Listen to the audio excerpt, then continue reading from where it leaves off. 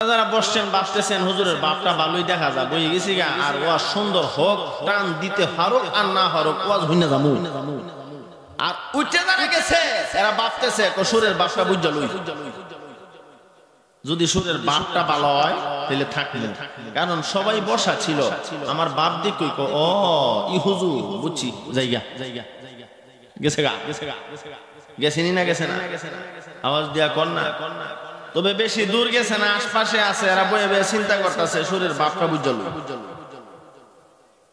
আমার ভাই ইমানদারের গুণ কয়টা আওয়াজ দিয়া কোন কি কি আল্লাহ তাআলা বলেন ইন্নামাল মুমিনুনাল্লাযীনা ইযা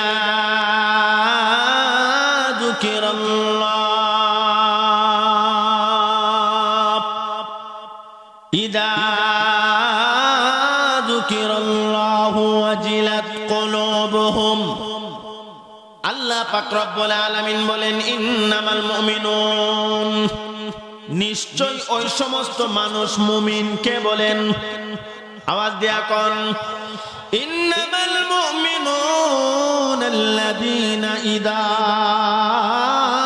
যুকিরাল্লাহু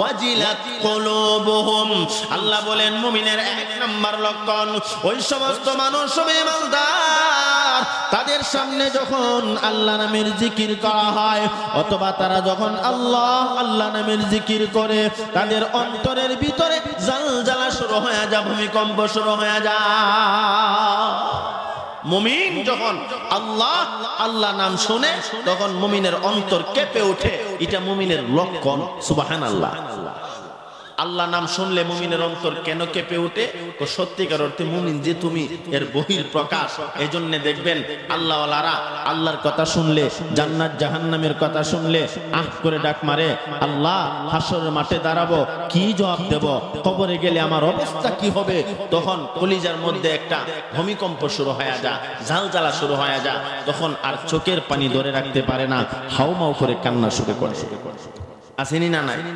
আওয়াজ দিয়া কন্যা তাহলে মুমিনের এক নাম্বার লক্ষণ আল্লাহ নামের জিকির করলে বা শুনলে তার অন্তর কেঁপে উঠবে আল্লাহর ভীতি প্রদর্শন হবে সুবহানাল্লাহ দুই নাম্বার মুমিনের লক্ষণ আল্লাহ পাক রব্বুল আলামিন বলেন এ পৃথিবীর মানুষেরা দুই নম্বরে ইমানদারের লক্ষণ ওই সমস্ত মানুষ হবে ইমানদার তাদের সামনে যখন আল্লাহর পবিত্র কালামুল্লাহ থেকে তেলাওয়াত করা হবে আল্লাহর কোরআনের আয়াতগুলি পড়ে পড়ে শোনানো হয় তখন তাদের ঈমান বেড়ে যায় সুবহানাল্লাহ ওয়া ইদা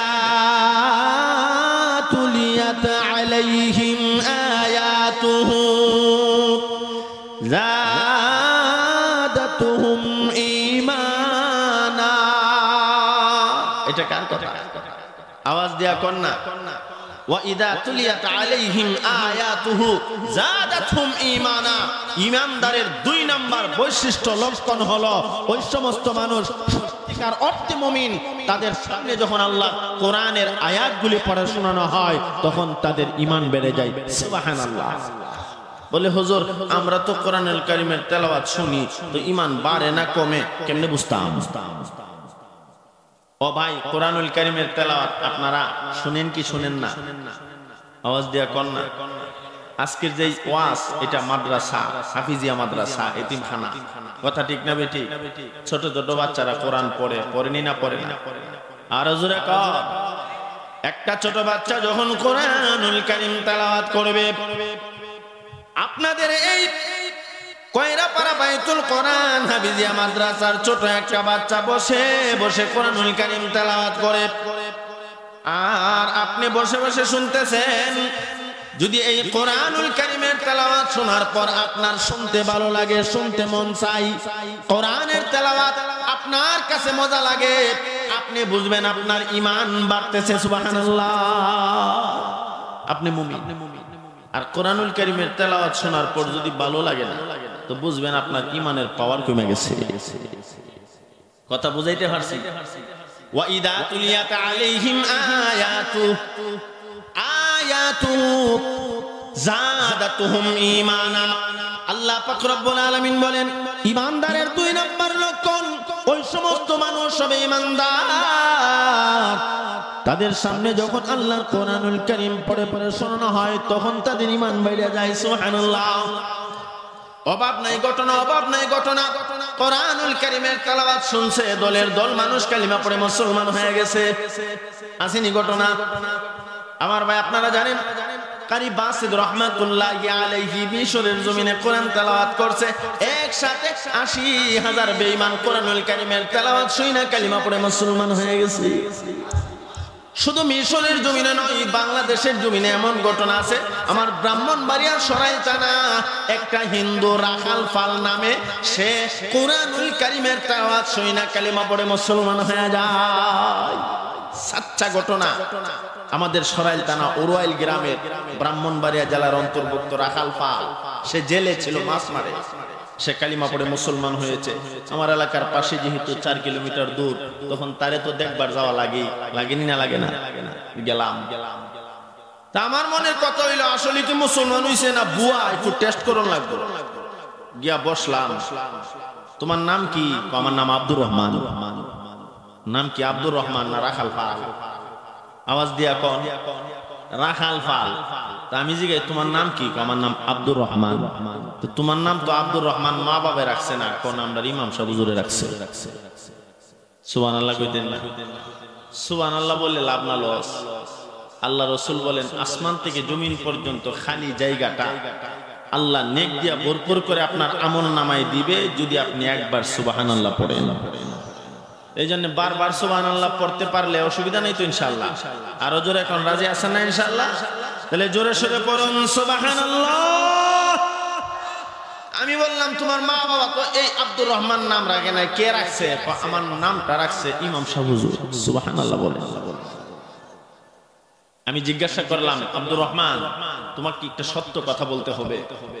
তুমি যে কালিমা পড়লা মুসলমান হইলা, কেন কালিমা পড়লা মুসলমান হইলা? সত্য কথাটা আমাকে বলো তো।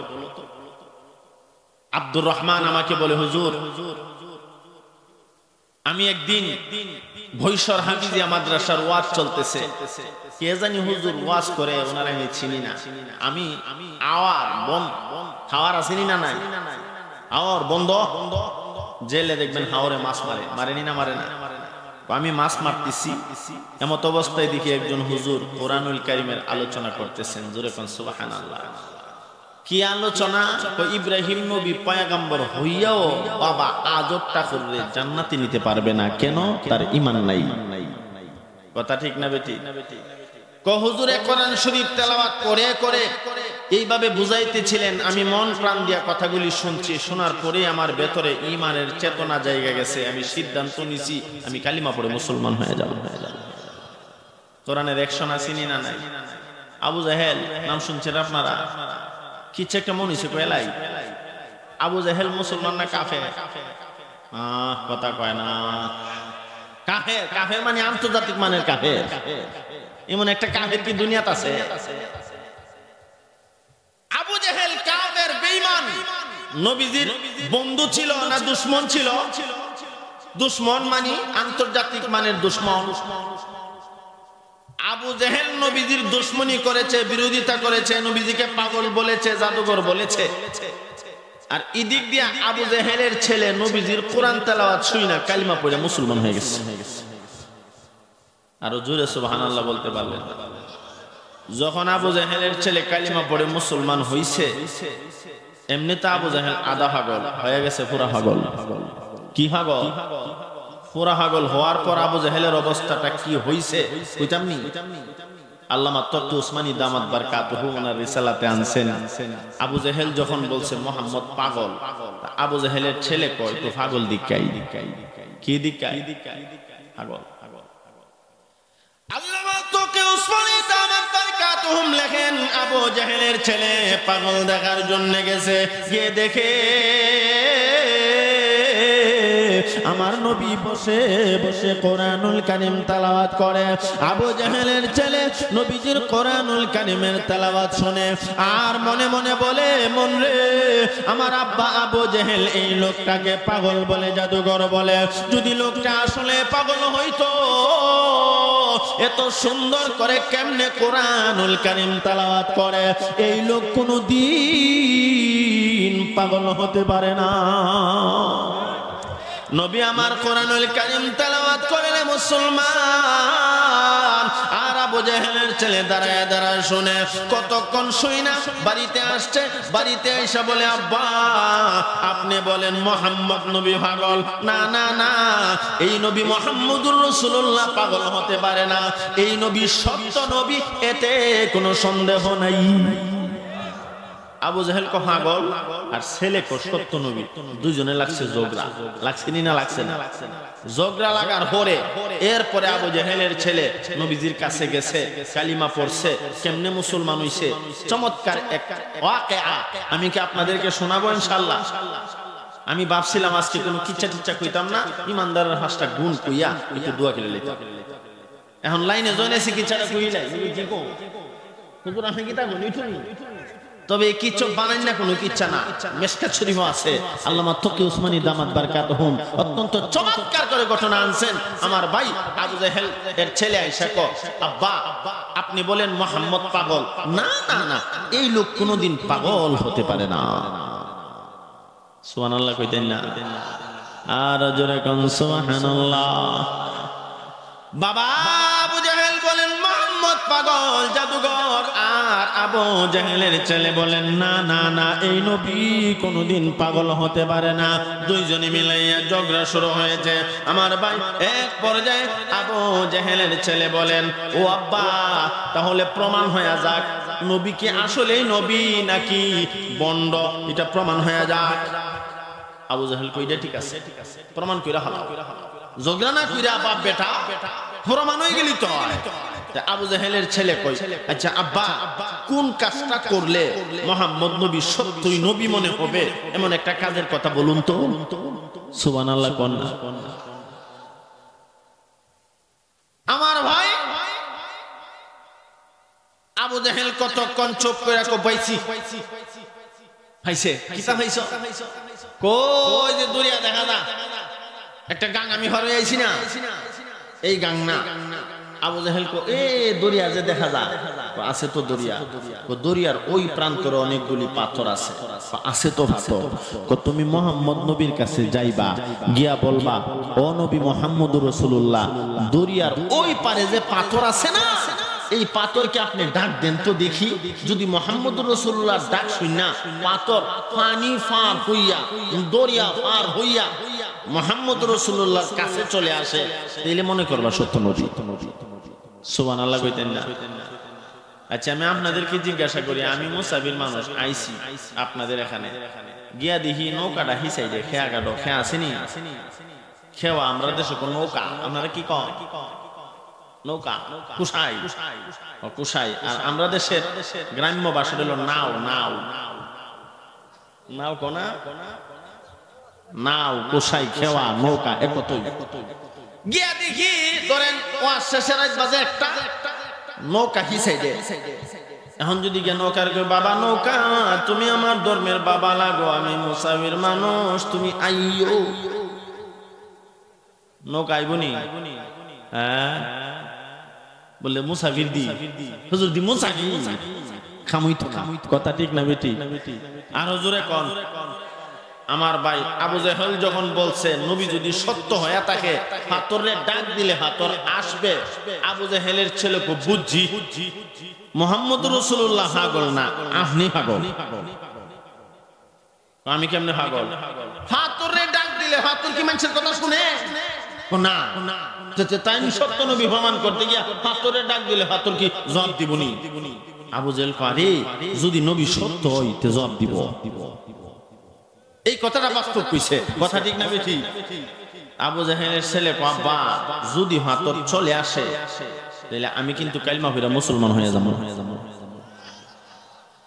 এখন আবু জেহেল চিন্তার মধ্যে পড়ছে, টেনশন, বিরাট টেনশন। যদি পাথর আয় পড়ে তো ছেলে শেষ।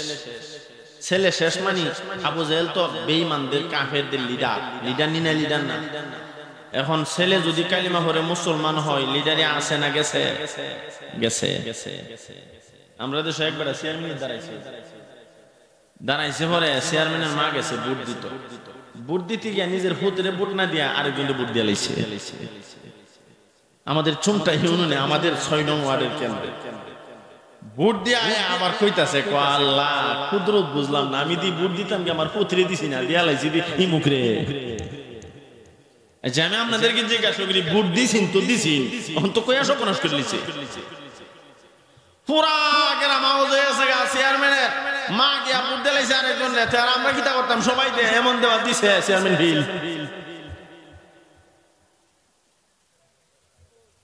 এমন হয়নি না হয় না? আমার ভাই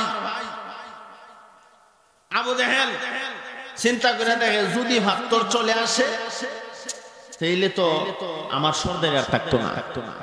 আমার ভাষা কি আপনারা বুঝতেছেন? বুঝলে একটু হানা কইেন, কাশি মাসি দিয়েন।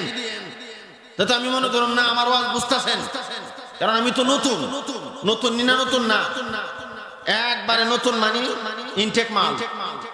আর জীবন হয়েছি না সেক্ষেত্রে খালি বাইর করছেন আপনারা ওই তো নিও। তবে হুজুর হ্যাঁ বাপ কিন্তু ভালো আবার যাওয়া ওই তো নি আমারে কিন্তু সিফন দেখতে শুন, কিন্তু সিফন হইলো মাল কিন্তু ব্যাপার আছে, যদি ব্যাপার আছে ওই তো নি না ওই তো না। খালি ওয়াজটা স্টার্ট হইতাছে, আমরা তো আমার দাওয়াত দিছে দিদারুল হক সাহেব, ওই তো ফেসবুক জিগাই আমার কেমনে দাওয়াত দিলেন, হুজুর ফেসবুকে ওয়াজ দেখছি দিকে ফোন মেরে দিছি। তো তাইনানি মনে মনে বইয়া কইতাছে টান দে না কেন এন আইসি বড় হুজুর আমরা দেশের মানুষ টান টুন খুব বালা, কিছু টান টুন দিও টান হইতো নি না হইতো না। আরো জোরে কন অন্তর নসিহত শুনবার যুগ গেছে গা নাই, খালি টান দিত পারলে ওই আর টান না দিত পারলে হইতো না। টান দিতাম নি হইতো নি ইনশাআল্লাহ। খালি ইঞ্জিনটা গরম হইতাছে শীতের দিন, দেখবেন ইঞ্জিন স্টার্ট দেয় লয় না। যখন খালি ইঞ্জিন স্টার্ট লইছে এরপরে তো হিকাপ দিলে শো 100 যায়নি না যায় না, নাকি প্রথম বুই খালি স্টার্ট মারলেই গাড়ি 100 দূর মারে। ইঞ্জিনটা খালি গরম হইতাছে নি, একটু হরে টের হইবেন ওয়াস কিসকো কাহতে হে ওইতো নি না ওইতো না। আরো জোরে জোরছে বলেন ওই ছেলে তো ঘুমাইতেছেন ওই তো ঘুমায়েন না ইনশাআল্লাহ, মজার ওয়াজ আইতাছে দেখবেন না। আবু জাহেলের অবস্থাটা কি তা হয়? আবু জাহেলের ছেলে কয় আব্বা যদি পাথর চলে আসে আমি কালিমা পড়ে মুসলমান হয়ে যাব। সুবহানাল্লাহ, আর জোরে সুবহানাল্লাহ। আবু জাহেল চিন্তাগ্রস্ত পড়ে গেলেন, চিন্তায় পড়ে হঠাৎ করে কয় না না না পাথর তো মানুষের ডাক দিলে শুনবে না, এটা কখনো সম্ভব না। যাও তুমি যাও, যদি মুহাম্মদ নবী পাথরে ডাক দেওয়ার পর পাথরটা চলে আসে তাহলে কালিমা হইরা লাইও। ছেলের বিদায় দিছে, দিয়া খুব টেনশনও করছে। ইবলিস আয়া পরামর্শ দে, এই আবু জাইল্লা কি হইছে আমার নেতা মানবানি? ইবলিস আয়া এসে আবু জাইল্লার নেতা মানবানি? আবু জাহেলের নেতা তো ইবলিস, ঠিক না বেঠি? ইবলিস ও মানছি নেতা, ও মানছো যে কাম তো একটা আকাম কইরা বইছো, আকাম করছিনি বলে কে রে? নিজে রাতে নিজে কোরআনটা মারছো। মুহাম্মদ নবীরে তো আল্লাহ এত পাওয়ার দিছে, মুহাম্মদ নবী আল্লাহরে ডাক দেওয়ার সাথে সাথে কবুল হয়ে যায়। আরেকটা হাত তো ওহন তো আরো টেনশন করছে, পড়ছেনি না পড়ছে না? পেরেশানির মধ্যে পড়ে গেছে, টেনশনের মধ্যে পড়ে গেছে, কি করা যায়। এদিক দিয়ে আবু জাহেলের ছেলে ঈমান গ্রহণ করার জন্য অন্তরের ভিতরে জালজালা শুরু হয়ে গেছে। আল্লামা তকি উসমানী দাওয়াত বারাকাতুহুম লেখেন, যখন নবীজি সাল্লাল্লাহু আলাইহি ওয়াসাল্লামের পবিত্র জবান মোবারক থেকে কোরআনুল কারীমের তেলাওয়াত শুনেছে, তখন থেকেই ঈমান গ্রহণ করার জন্য আগ্রহ পয়দা হয়ে গেছে। আর জোরে কান সুবহানাল্লাহ। আমার ভাই আবু জাহেলের ছেলে নবীজি সাল্লাল্লাহু আলাইহি ওয়াসাল্লামের কাছে গেলেন। কার কাছে গেছে? আওয়াজ দেয়া কোন? রাহমাতুল লিল আলামিন নবী মুহাম্মদুর রাসূলুল্লাহ সাল্লাল্লাহু আলাইহি ওয়াসাল্লামের কাছে গিয়া নবীজি সাল্লাল্লাহু আলাইহি ওয়াসাল্লামকে বলতে শুরু করলেন, ইয়া রাসূলুল্লাহ, ইয়া হাবিবাল্লাহ, আমি আবু জাহেলের ছেলে এসেছি একটা দরখাস্ত নিয়ে। কি দরখাস্ত? এই যে দেখেন দরিয়া, হ্যাঁ দরিয়া ঠিক আছে, দরিয়ার ওই প্রান্তরে অনেকগুলি পাথর আছে। একটা পাথরকে আপনি ডাক দিবেন, পাথর যদি আপনি নবীর ডাক শুই না এই পার চলে আসে, আমি আপনাকে সত্য নবী মনে করব, আর সুসংবাদ হলো আমি কালিমা পড়ে মুসলমান হয়ে যাব। নবীজি কয় আলহামদুলিল্লাহ, ভালো কথা। তো হাতরের ডাক দেওয়ার পর হাতর যদি আসে কালিমা পড়বা তো ফরমু, আবার নিতর বাঘের মতন বাটফারি করো। আবু জাহল বাটফার ছিল না? হ্যাঁ, এমন একটা বাটফার, এই যে আন্তর্জাতিক বাটফার। নবীজি সাল্লাল্লাহু আলাইহি ওয়াসাল্লাম এর ওয়াস্তুজুর বাইরে যেতেছে। নবীজি সাল্লাল্লাহু আলাইহি ওয়াসাল্লাম আবু জাহলকে কয়, বাতিজা এই কাজটা করতে পারলে আমি মনে করুম তুমি সত্য নবী। যখন কাজ করে দিছে ওইটা জাদু। অবাক এই ঘটনা। আবু জাহেল নবীজিকে ধোঁকা দিয়েছে, আবু জাহেল নবীজিকে জাদুকর বলেছেন, আবু জাহেল নবীজিকে কত কিছু বলেছেন। ঘটনা আসেনি না নাই? একদিনের ঘটনায় আসছে, আবু জাহেল লক্ষ্য করে দেখে দলের দল মানুষ নবীজির হাতে ধরে কালিমা পড়ে মুসলমান হয়ে যাইতেছে। চিন্তা করে দেখে আবু জাহেল চিন্তা করতেছে কি করা যায়, মুহাম্মদের যদি মাইরা হালাই তুই তো শেষ। নবীজিকে মারার জন্য নবীজির রাস্তার মধ্যে একটা গর্ত বানাইছে। কি বানাইছে? কথা বুঝতেছেন? গর্ত বানাইছে। ভাবতেছে যে মুহাম্মদ এই রাস্তা দিয়ে যাবে, গর্তের ভিতরে পড়বে, শেষ। গর্ত বানাইয়া আবু জাহেল খুব আনন্দে আছে, মুহাম্মদ এই রাস্তা দিয়া যাইব রে, হ্যাঁ পড়ব, মরব। নাউজুবিল্লাহ কইতেন না? রাত্রটা গভীর হয়ে গেছে, নুজুলের রহমতের সময়। আবু জাহেল কয়, মুহাম্মদ মনো মসজিদে যাওয়ার টাইম তো হইছে, মনে মসজিদও চলে গেছে, আর গর্তের ভিতরে পড়ছে, মনে মরে গেছে, গিয়ে দিকাই দেখতে গেছে আবু জাহেল। নবীজি পড়ছে তো মরছে দেখার জন্য যাইতে যাইতে যাইতে যাইতে গর্ত যেই জায়গাতে বানাইছিল এই জায়গা বরাবর গেছে। এরপরও খবর নাই গর্তের কিনারা যে আয়া পড়ছে, খবর নাই। খালি উহিমাইরা দেখে, খালি উফরাটা দেখে, তোলেদার দেখে না।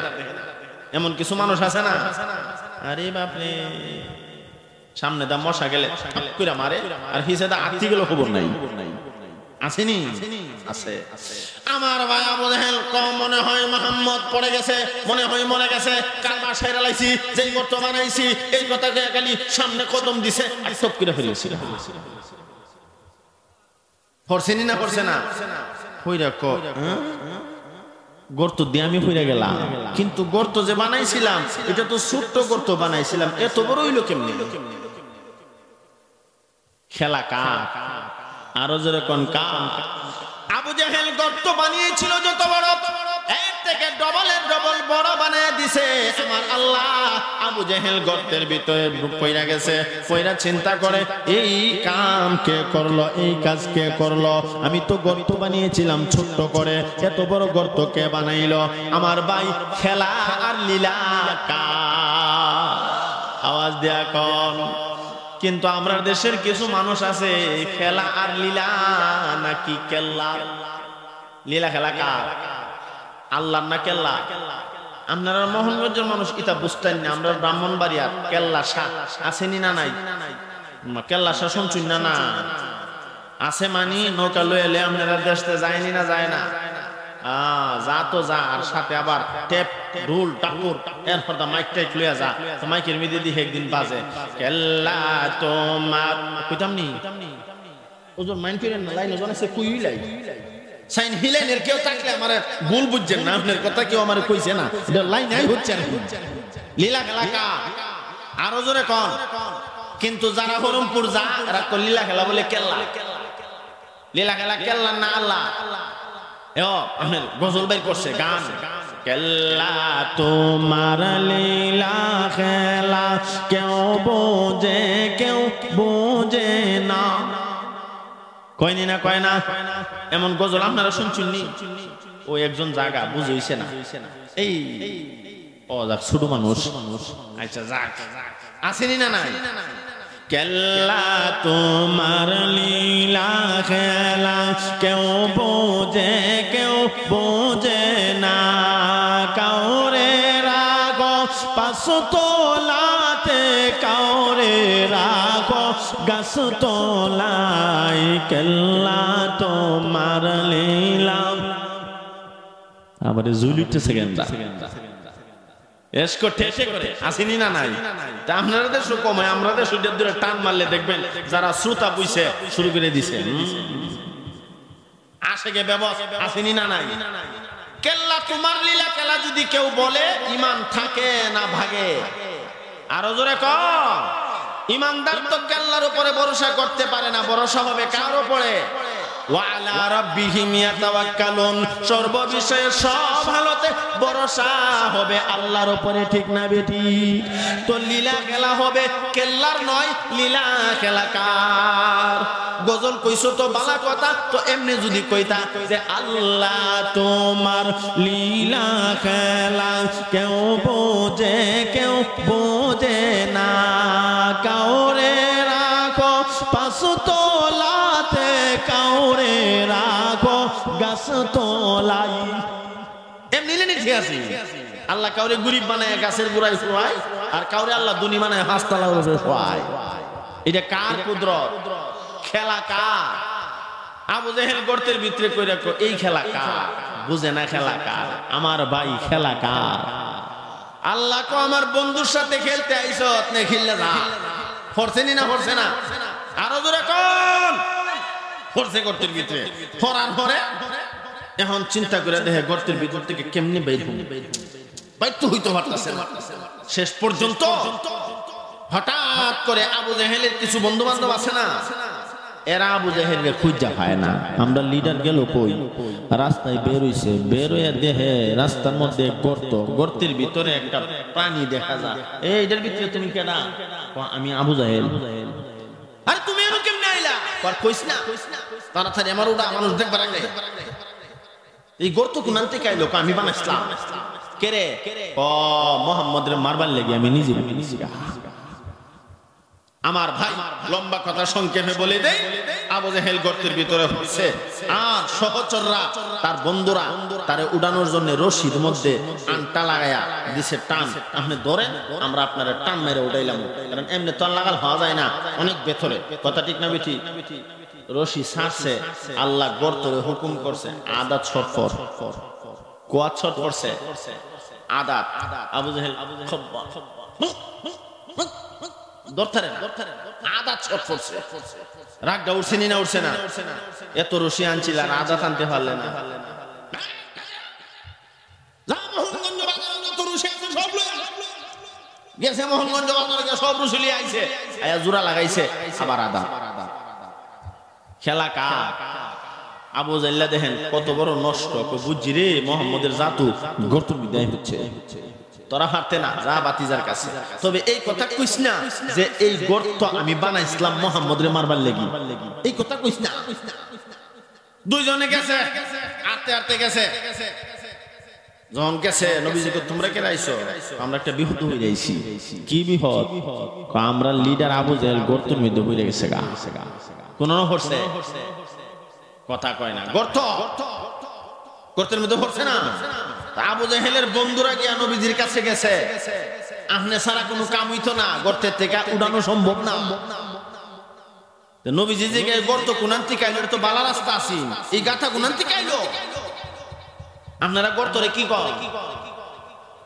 গর্ত ওই অনেকে অনেকে অনেকটা কয় হাগা একটা জিনিস হাগা রইল আপনার রাস্তার মধ্যে দিয়ে যদি বিশাল আকারে কিতে হয়ে যায় ভাঙ্গা জায়গা তিদা হ্যাঁ পল্লা এটা হাগা আর গর্ত হইল চতুর্দিকে গোল কোয়ার মতো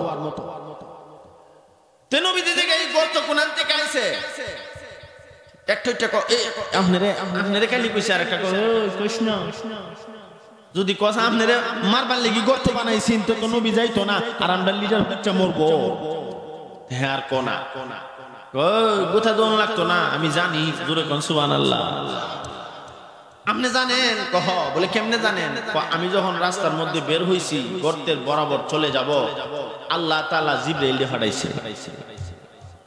আর জোরে কোন সুবহানাল্লাহ। নবীজি সাল্লাল্লাহু আলাইহি ওয়াসাল্লাম বলেন, রে তোমরা বলতে হবে না, আমি যখন রাস্তায় বের হয়ে গেলাম আল্লাহ পাক রব্বুল আলামিন জিবরাইলকে পাঠিয়ে দিয়েছে।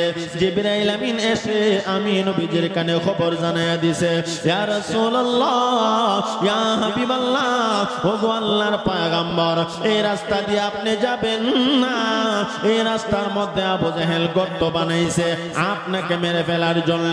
না গো নবী না, আমার আল্লাহর ইচ্ছা হয়েছে আবু জাহেলকে গর্তের মধ্যে ফেলে দেওয়ার জন্য। তোমরা যেহেতু এসেছ, আবু জাহেল গর্তের মধ্যে ফেলে গেছে। এরা কো সর্বনাশ, নবী দুই সপ্তাহ জানেনি। বিনয়ের সাথে বলতে শুরু করলেন, ওগো নবীজি, আপনি যদি না যান আমাদের লেটার আবু জাহেল উঠাতে পারবো না, বাঁচাইতে পারবো না, আপনি মেহেরবানি করে আসেন। আমার নবী কেমন নবী গো, নবীজি একটা মুহূর্ত আর বিলম্ব করলেন না, দৌড়াইয়া চলে আসলেন গর্তের কিনারায়। আয়েশা ডাক দিয়া কো চাচা,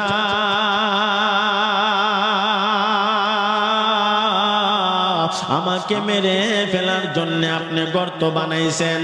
ও চাচা, এই গর্তের ভিতরে আপনি নিজেই পড়ে গেছেন, আমি আপনাকে গর্তের থেকে উঠাবো, আমি আপনাকে এই গর্তের ভেতর থেকে উত্তোলন করব, তবে একটা শর্তের বিনিময়ে যদি আপনি কালিমা পড়ে মুসলমান হন। আপনি যদি কালিমাটা পড়েন তাইলে আমি উঠাবো। আবু জাহেল চিন্তা কইরা দেহে যে বিপদ পড়ছি, ঠিক আছে বাতিজা, আমি কালিমা পড়বো, আমার আগে উঠাও। নবীজি সাল্লাল্লাহু আলাইহি ওয়াসাল্লাম উঠাইতে গেছে। আল্লাহ কো জিবরাইল, জিবরাইল কো জি আল্লাহ, আমার বন্ধুরে বলো রশি লাগতো না, খালি শাহাদাত আঙ্গুল মোবারক দিয়ে ইশারা দিত। আমার বন্ধুর দায়িত্ব ইশারা দেওয়া, আর গর্তের ভেতর থেকে আবু জাহেলকে উঠাইয়া দেওয়ার দায়িত্ব আমি আল্লাহ। নবীজি ইশারা দিছে, আবু জাহেল উঠে গেছে। ওঠার পরে নবীজি কো সাসা কালিমাটা পড়ালাম? কো জি না। কেরে পড়তেন না? ওমা এত রশি দিয়ে আমারে উড়াইতে পারে না, তুমি কি তা আঙ্গুল দিয়ে ইশারা দিছ? আমারে জাদু দিয়ে উড়াইছো? জাদু দিয়ে উড়াইছেন, আল্লাহর হুকুমে উঠাইছে। জিবরাইল বলেছেন, নবী গো, আল্লাহ বলেছেন আপনার দায়িত্ব শাহাদাত আঙ্গুল মোবারক দিয়ে ইশারা দেওয়া, আর আল্লাহর দায়িত্ব গর্ত থেকে আবু জাহেলকে উঠায়া দেওয়া। নবীজি ইশারা দিবেন আল্লাহর হুকুমে, আর আবু জাহেল কো তুমি জাদু দিয়ে উড়াইছো। কইছেনি না? কইছে না? আমি কালিমা পড়তাম না কেন? তুমি আমার জাদু দিয়ে উড়াইলা কেন? বাটফারি আবু জাহেল করছেনি না করে না? নবীজি আবু জাহেলের ছেলেরে কয়, তোমার আব্বার মতো তুমি না আবার আমার সাথে বাটফারি করো, আবার নিকো জাদু। পাথর আসার পরে যদি কো আপনি জাদু দিয়ে হাতর আনছেন, বাপে যেহেতু কইছে ছেলে বলতে হারেনি না হারে না, আওয়াজ দিয়া কন না। মনে আসেনি কথা? আবু জাহেলের ছেলে নবীজির সামনে দাঁড়ায়, কোন নবী গো, পাথর যদি আপনি আনতে পারেন আমি কালিমা পড়বো, মুসলমান হয়ে যাও। সুবহানাল্লাহ কইতেন না? আমার আপনার নবী সরকারে দু আলম নবী মুহাম্মদুর রাসূলুল্লাহ সাল্লাল্লাহু আলাইহি ওয়াসাল্লাম বলেন, রে আবু জাহেলের ছেলে, তুমি নি আবার তোমার আব্বার মতো ধোঁকাবাজি করো, বাটপারি করো, আবার নি তুমি পাথর আসার পরে আমারে জাদুঘর বলো। আবু জাহেলের ছেলে বলেন, না গো নবী না, আমি ওয়াদা দিলাম কালিমা পড়ব, মুসলমান হয়ে যাব। এমনি নবীজি সাল্লাল্লাহু আলাইহি ওয়াসাল্লাম দুইটা হাত মোবারক আকাশের দিকে উঠাইয়া আল্লাহকে ডাক দিয়া বলেন, মালিক। আবু জাহেলের ছেলে বলতেছেন, দরিয়ার ওই প্রান্ত থেকে পাথর যদি এই পারে চলে আসে, সে নাকি কালিমা পড়ে মুসলমান হয়ে যাবে। ওগো মালিক, দয়া করে মেহেরবানি করে পাথরটাকে ওই পার থেকে এই পারে পৌঁছায়া দাও। কে দোয়া করেন? আল্লাহ। এরা জুজুর ওয়াজ বুঝতাছে, দেখছেন? দোয়া করে নবী আল্লাহর দ্বারে, আল্লাহ হাতটাই হরাই না দেও। আল্লাহ পারবনি না? পারতো না? আল্লাহর এই পাওয়ার আসেনি না নাই? আপনারা দেখুন, আল্লাহ দোয়া করছে, আল্লাহ দোয়া করতে করে। হ্যাঁ, ও বুঝছি ওয়াজ ফেস লাগতাছে আপনার মন ভরে রইছে বাড়িত নি না বাড়িত না আচ্ছা কার কার মন বাড়িত ভরে রইছে আব্দুল্লাহ দেখাচ্ছেন দেখি হ্যাঁ 2-3 জনে হাত উঠাইছে বাড়িত মন ভরে রইছে অন্তরের কান লাগায় কথাগুলি শুনেন ভাই মহব্বতের সাথে কথাগুলি শুনেন মনটাকে নরম করেন চমৎকার মজাদার এক ওয়াকিয়া আসতেছে আবু জেহেল কেমনে যে পাগল হইব এই কথাটা কই দৌড়া ফিরলাম না আর দেরি করতাম না এই পর্যন্ত আছেন তো ইনশাআল্লাহ সবাই আছেন থাকলে একটু জিকির করেন মনোযোগ দিয়া ও আমার ভাই মনটা এলোমেলো না করে মনটা এই মাহফিলের ভিতরে কথাগুলি ভালো করে শুনেন মহব্বতের সাথে একটু জিকির করেন লা ইলাহা ইল্লাল্লাহ লা ইলাহা ইল্লাল্লাহ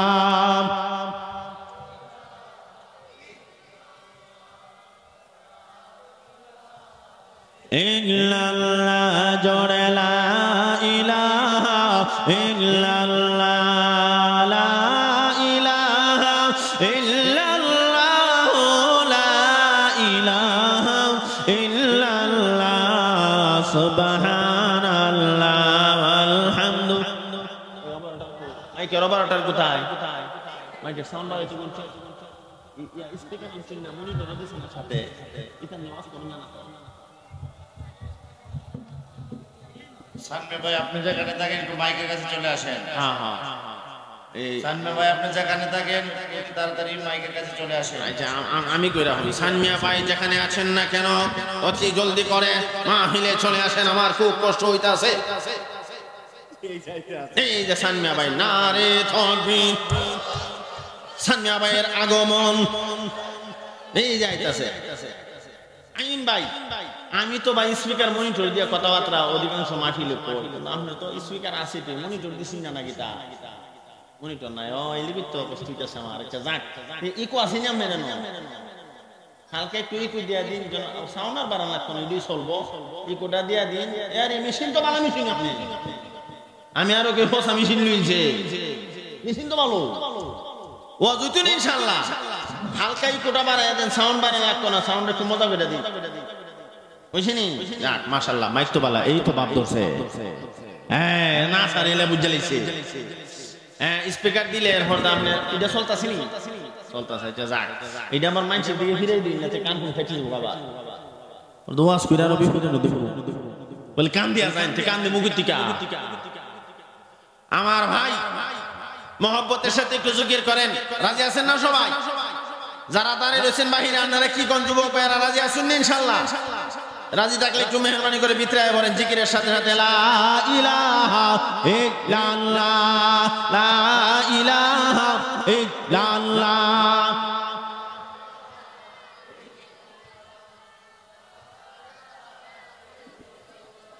লা ইলাহা ইল্লাল্লাহ লা ইলাহা ইল্লাল্লাহ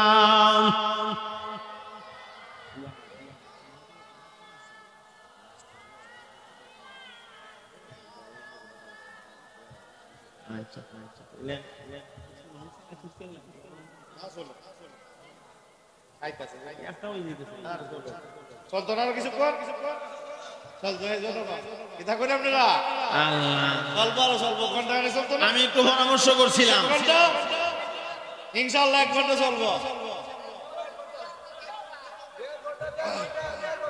হ্যাঁ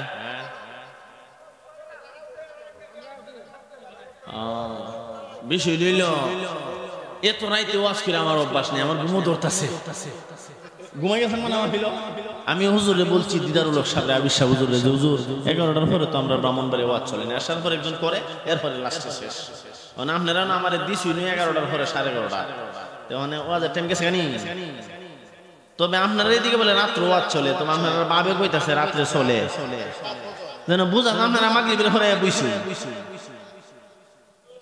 আল্লাহ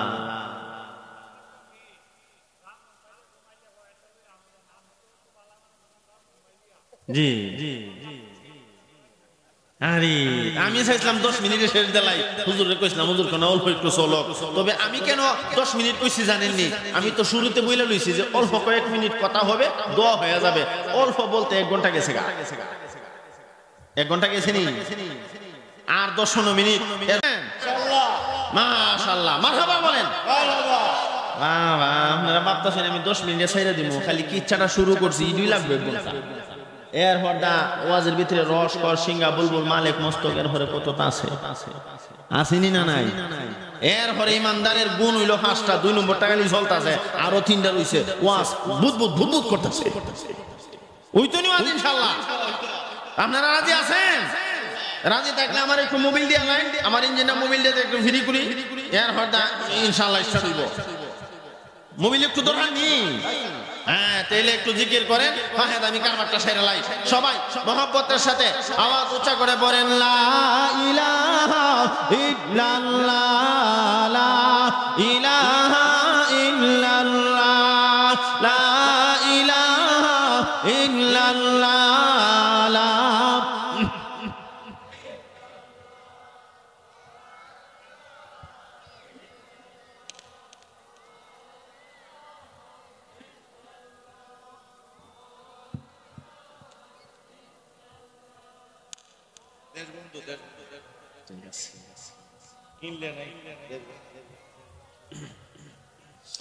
লা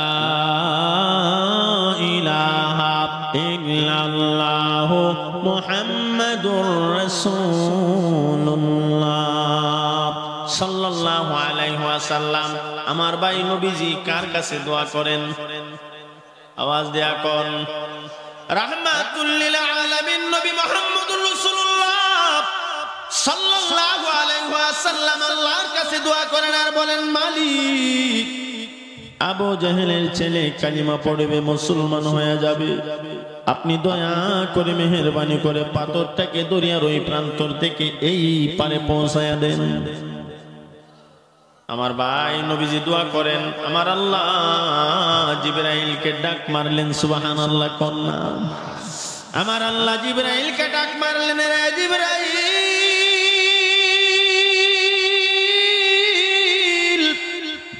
আমার বন্ধুর কাছে যাও, আমার বন্ধুকে বলে দাও আমার বন্ধু যেন পাথরটারে ডাক দেয়। জিবরাইল আমিন আয়েশা সালাম দিয়া বলতে শুরু করলেন, ইয়া রাসূলুল্লাহ, ইয়া হাবিবাল্লাহ, ওগো আল্লাহর পয়গম্বর, আল্লাহ আপনার মুনাজাত কবুল করে নিয়েছেন, আপনার দায়িত্ব পাথরকে ডাক দেওয়া, আল্লাহর দায়িত্ব নদী পার কইরা পাথর এই পারে পৌঁছায়া দেওয়া। এমনি আমাদের নবী সরকারি দু আলম আল্লামা তুকু উসমানী দামাত বারকাতুহুম কতই চমৎকার করে লিখেছেন, নবীজি এমনি পাথরকে ডাক মারলেন, ইয়া হাজারা, হে পাথর।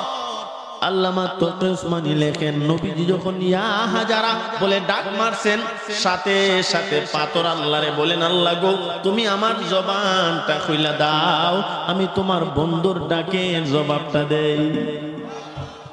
আর জোরে কোন সুবহানাল্লাহ। আল্লাহ পাক পাথরের জবান দিয়া কথা বলাইতে পারেনি না পারে না? এই ক্ষমতা আপনার আমার আল্লাহর আছে না নাই? আওয়াজ দেয়া কোন? আমার ভাই পাথরের জবান আল্লাহ খুলে দিলেন, পাথর দরিয়ার ওই প্রান্ত থেকে যে জবাব দিলেন, আল্লামা তুকু উসমানী লেখেন, পাথর ওই পার থেকে জবাব দিয়েছেন, লাব্বাইকা ইয়া রাসূলুল্লাহ। ওগো আল্লাহর পয়গম্বর, আপনি বলেন আমি পাথর কি করতে হবে? এমনি নবীজি সাল্লাল্লাহু আলাইহি ওয়াসাল্লাম পাথরকে বললেন, পাথর তুমি তোমার গন্তব্যস্থান ছেড়ে দিয়া এই পারে চলে আসো। এমনি দেখা যায় পাথরটা নিজের গন্তব্যস্থান ছেড়ে দিয়া পানির উপরে নেমে নৌকা বা স্পিড বোর্ডের মতো সাঁতার কাটতে শুরু করেছেন। আরো জোরে কোন? পাথর নৌকা বা স্পিড বোর্ডের মতো সাঁতার কাটতে কাটতে ওই পার থেকে এই পারে চলে আসতেছেন। পাথরের জবান তো আল্লাহ খুলে দিছেন, পাথর আসে একটা স্লোগান দিয়া, মিছিল আকারে পাথরের জবান দিয়া যেই কথাটা, যেই স্লোগানটা বের হয়েছিল, আল্লামা তকি ওসমানী লেখেন, পাথর তখন বলেছিল আশহাদু আল্লাহ ইলাহা ইল্লাল্লাহু ওয়া আশহাদু আন্না মুহাম্মাদান আবদুহু ওয়া রাসূলুহু। আল্লাহু আকবার। আরো জোরে বলেন আল্লাহু আকবার। আমার ভাই, পাথর আশহাদু আল্লা ইলাহা ইল্লাল্লাহ বলতে বলতে আসতেছে, আর নবীজি সাল্লাল্লাহু আলাইহি ওয়াসাল্লামের নবুয়তের সাক্ষী দিতেছেন, আর বলতেছেন, ওগো নবীজি, আমি পাথর সাক্ষী দিয়া দেই আপনি নবী মুহাম্মদুর রাসূলুল্লাহ সাল্লাল্লাহু আলাইহি ওয়াসাল্লাম সত্য নবী, আপনি আল্লাহর প্রেরিত বান্দা এবং রাসূল। এইভাবে যখন পাথর কথা বলে, নবী আমার ডাক দিয়া কো, পাথর আমাকে না, আবু জেহেলের ছেলে বুঝে না, তারে বুঝায়া দাও। এমনি পাথর দরিয়া পার হইয়া আবু জেহেলের ছেলের সামনের দিকে রওনা দিছে। সুবহানাল্লাহ। আপনাদেরকে বলতে চাই, পাথরে তখন পানির উপরে দিয়া বাসে, এখন পাথর মাটির উপরে দিয়েও চলে। সুবহানাল্লাহ। আরো জোরে কন। ও আমার ভাই, আল্লাহ পারেনি না, পারে না। আবু জেহেলের ছেলে কো, বাপ বালানা, এ বাপ বালানা, এতক্ষণ তো পানির উপরে দিয়া বাইসাইছে, এখন দি মাটির উপরে দিয়া চলে। নাই কোনো ইঞ্জিন, নাই কোনো মেশিন, নাই কোনো তেল। কথা ঠিক না বেটি? সুলাইমান নবী তখতা চালায়, ইঞ্জিন নাই, মেশিন নাই, তেল নাই, কুস্তা নাই, খালি খালি তখতা আকাশে চলে না, চলে না। হাওয়ার গাড়ি হাওয়াই চলে, তেলের গাড়ি তেলে চলে। কথা ঠিক না বেটি? হাওয়ার গাড়ি হাওয়াই চলে, তেলের গাড়ি তেলে চলে, বিনা তেলে চালাই গাড়ি। নবী সুলাইমান আমরা সেই মুসলমান, আমরা সেই মুসলমান। বিনা তেলে চালাইছিনি গাড়ি। আবু জেহেলের ছেলে তাকায়া দেখে গো, পাথর দিয়ে তখন পানির উপরে দিয়া বাসে, এখন দিয়ে জমিনের উপরে দিয়ে আসতেছে, কাঁপতে শুরু করছে। আল্লাহ জানে কি জানি হয়। আবার নি নবী কয়া দে পাথর। আবু জেহেলের ছেলে আসছে, তার আব্বা আমারে বহু জ্বালাইছে, বহু কষ্ট দিছে। ও পাথর, তুমি আবু জেহেলের ছেলের মাথার মধ্যে একটা ছেঁচা দিয়া দেও। যদি নবী কত শেষ হইতো দিয়া লাইব, দিবনি নে দিত না। যেই পাথর নবীর ডাক শুই না পানির উপরে দিয়া চলে আসে, আবার জমিন দিয়ে আসতেছে আমার বরাবর, আবার নি পাথরে আমার মাথার মধ্যে ছেঁচা মারে। আমার ভাই আবু জেহেলের ছেলের সামনে পাথরটা দাঁড়ায়া বলেন, ও আবু জেহেলের ছেলে, তোমার আব্বা আবু জেহেল যদিও নবীজিরে চিনতে পারে না গো, তুমি চিনতে ভুল করো না। এই নবী রাহমাতুল লিল আলামিন সত্য নবী, এতে কোনো সন্দেহ নাই। এই নবী সত্য নবী। আমি পাথর ঘোষণা দিয়া দিলাম, একটা মুহূর্ত দেরি কইরো না, যাও যাও যাও, নবীজির কদম মোবারকে পড়ে যাও, কালিমা পড়ে মুসলমান হয়ে যাও। এই পাথরের অলৌকিক ঘটনা দেখা আবু জেহেলের ছেলে একটা দৌড় মারলেন, আমার নবীর কদম মোবারকে পড়ে গেলেন, কান্না জড়িত কণ্ঠে বলে, ইয়া রাসূলুল্লাহ,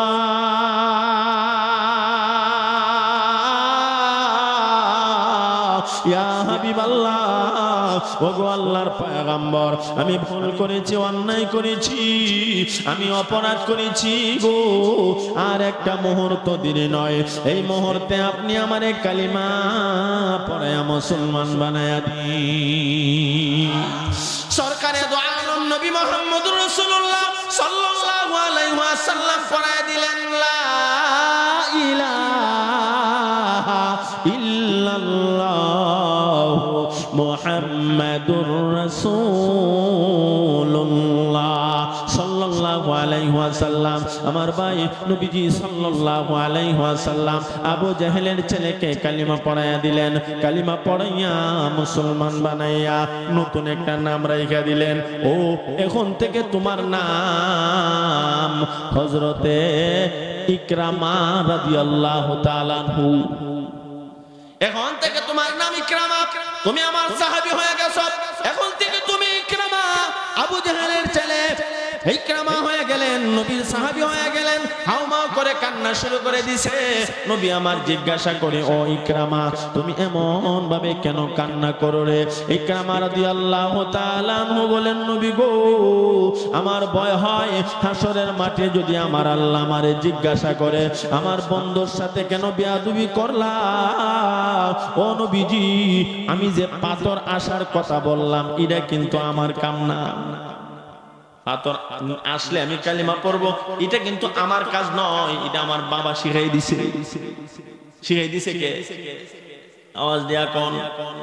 ও নবীজি কান দিয়ে এই জন্য হাসরের মাঠে আল্লাহর কাজ করে আমি আবার আটকা পড়ে যাই।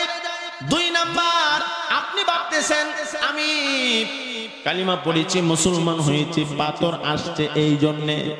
কালিমা পড়ছে পাথর আসছে এই জন্য নাকি আরো কারণ আছে? আওয়াজ দিয়া কোন না? নবী আমার বলেন পাথর এসেছে তুমি কালিমা পড়ে মুসলমান হয়েছো। আবু জাহেলের ছেলে হযরতে ইকরামা বলেন, না গো নবী না, আমি যে কালিমা পড়েছি মুসলমান হয়েছি পাথর আসছে এই কারণে নয়, আরেকটা কারণ আছে। আর সেই কারণটা হলো আপনার পবিত্র জবানের পবিত্র কোরআনুল কারীমের তেলাওয়াত। ইয়া রাসূলুল্লাহ, ও নবীজি আমার আব্বা আবু জাহেল আপনাকে পাগল বলে, জাদুঘর বলে, আপনাকে বাটপার বলে।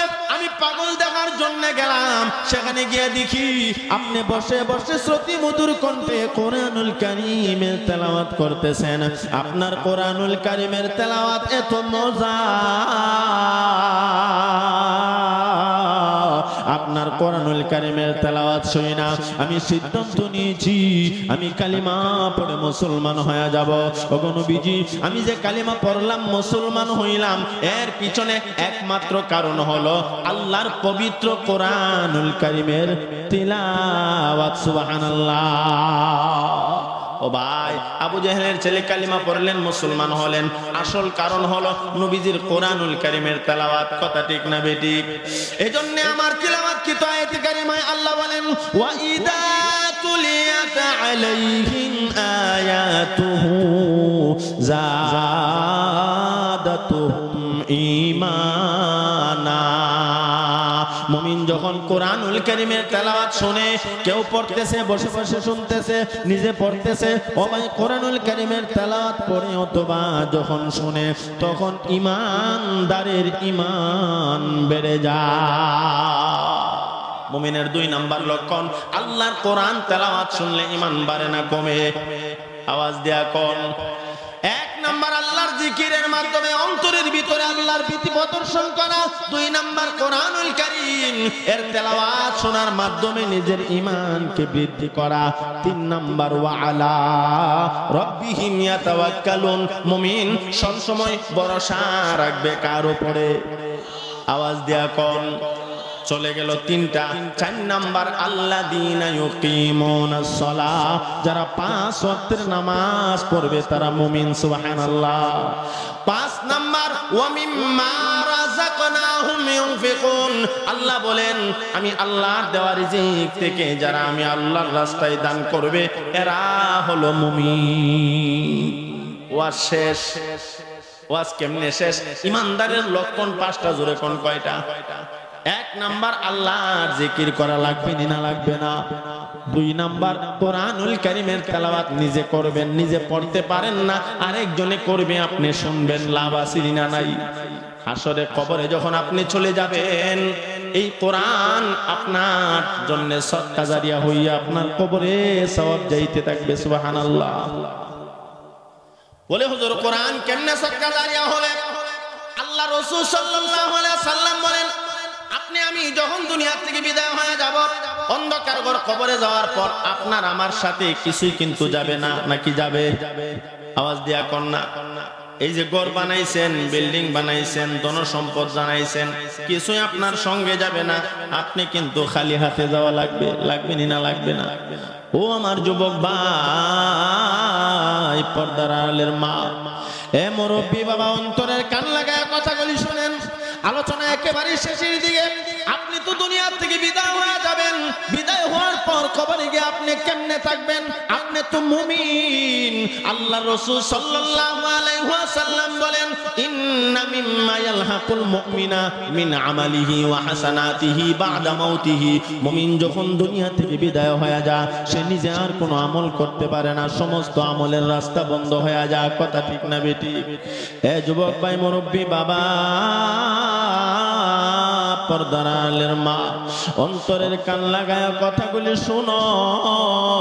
যদি আজকে মালাকুল মউত আজরাইল তোমার সামনে দাঁড়া, তুমি দুনিয়া থেকে বিদায় হয়ে যাইবা, অন্ধকার ঘর কবরে তুমি ঘুমাইবা।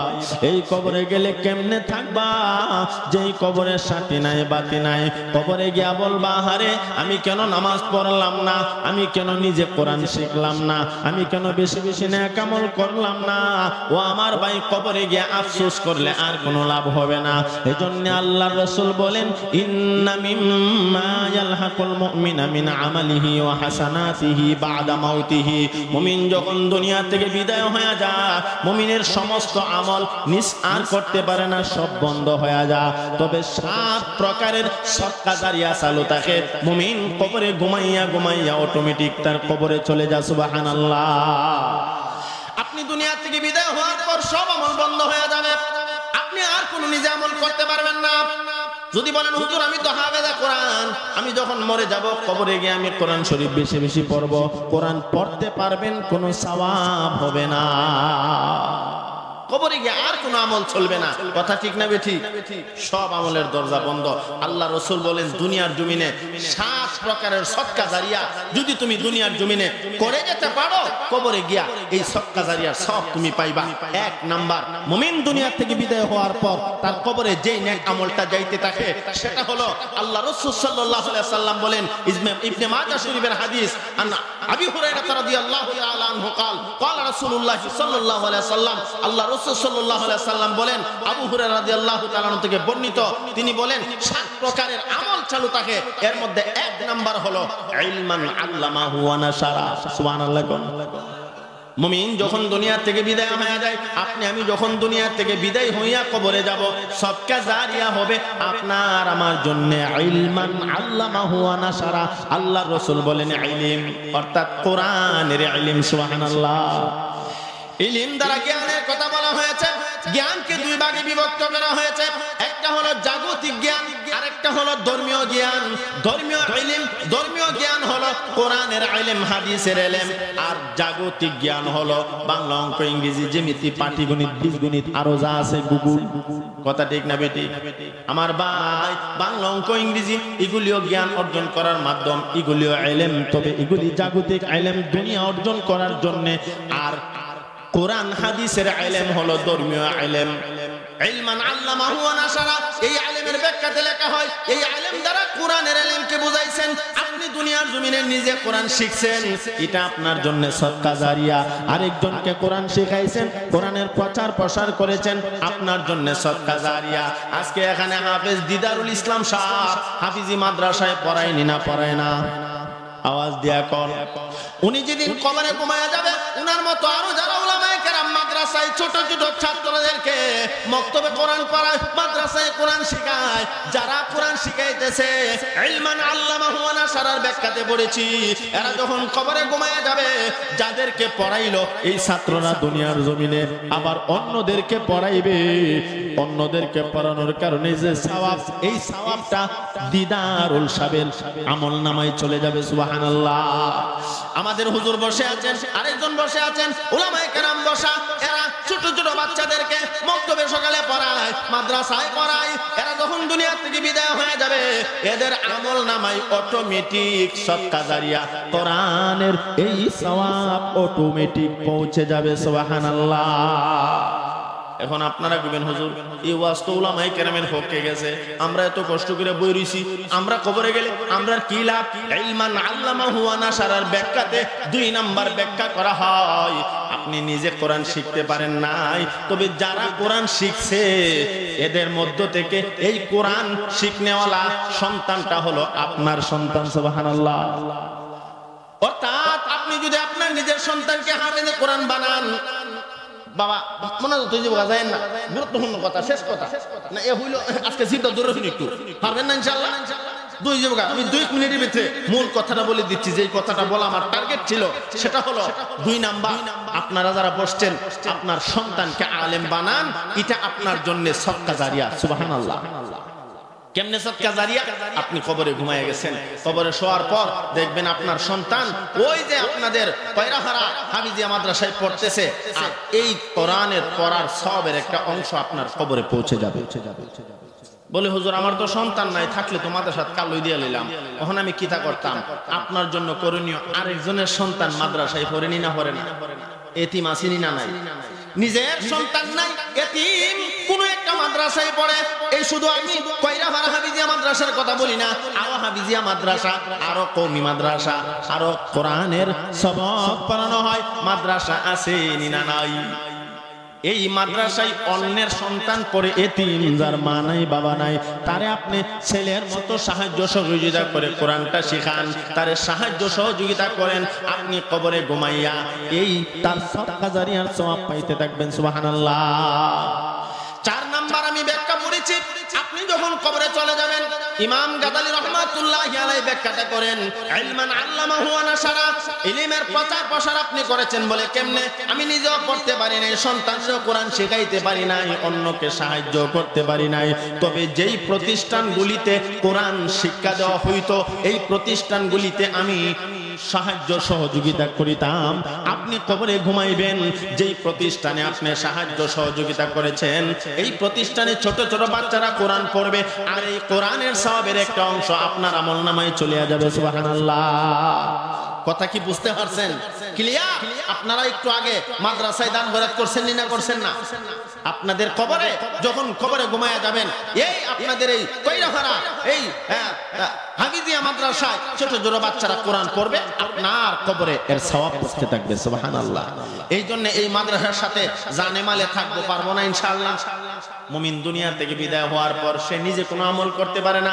আল্লাহর রাসূল বলেন দুনিয়া থেকে বিদায় হওয়ার পর কবরে যাওয়ার পর সে নিজে কোনো আমল করতে পারবে না, তবে ইলমান আল্লামাহু ওয়া নাশারা, সে যদি ইলমের প্রচার প্রসার করে যায়, নিজে ইলম শিখছে অপরকে শেখাইছে, অথবা নিজে শিখতে পারে নাই, যেখানে কোরআন শিক্ষা দেওয়া হয় সেই কোরআন শিক্ষার প্রতিষ্ঠানকে সহযোগিতা করেছে, সে কবরে শুয়া শুয়া এর সদকা জারিয়ার সওয়াব পাইবে। সুবহানাল্লাহ।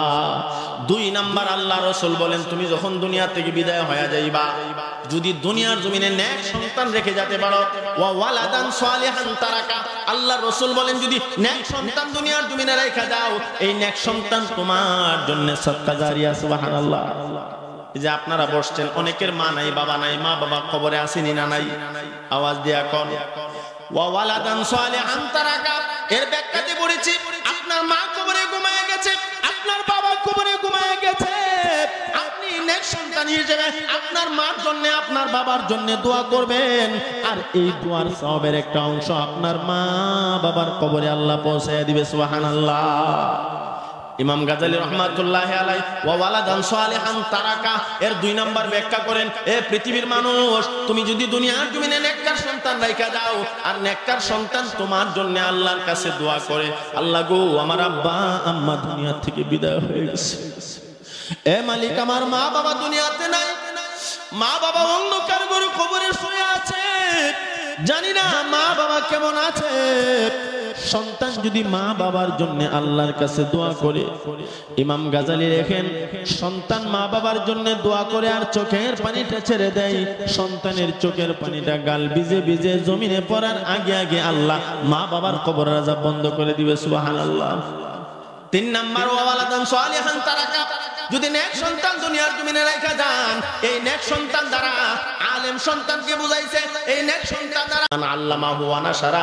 2 নাম্বার ওয়া ওয়ালাদান সালিহান তারাকা, নেক সন্তান। 3 নাম্বার আল্লাহ রাসূল বলেন ওয়া মুসহাবান ওয়া রাসা, আপনি যদি পরিত্যক্ত সম্পদের মধ্যে কোরআনুল কারীমকে রেখে যান। 4 নাম্বার আল্লাহ রাসূল বলেন আও মসজিদান বানাহু, যদি দুনিয়ার জমিনে আপনি মসজিদ তৈরি করে যান, মানুষে মসজিদের ভিতরে নামাজ পড়বে, এটা আপনার জন্য সদকা জারিয়া। সুবহানাল্লাহ। মসজিদ আমরা বানাইনি না? বানাই না?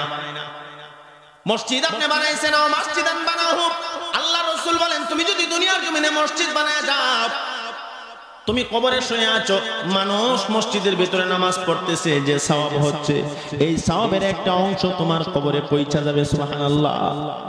কিন্তু আপনারা মনে মনে কইবেন, যারা মসজিদ বানাইছে হেরা তো কবরে ঘুমাই রইছে, আমি বুঝি অত কষ্ট করে নামাজ পড়তাম, সওয়াব বুঝি হেরা হয়তো। কথা ঠিক না বেটি? এমন প্রশ্ন করছে। ওয়াজ যখন শেষ করছি, এক লোক গিয়া কয়, হুজুর আমার ফেস লাগছে। বলি কি ফেস? আপনি বলছেন মসজিদ যারা বানায় গেছে, আমরা নামাজ পড়লে এর আর আমল নামায় সব চলে যাবে।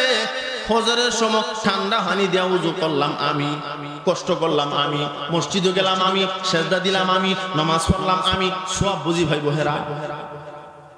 তার আমি হইরা লাভ কি আর হতাম না।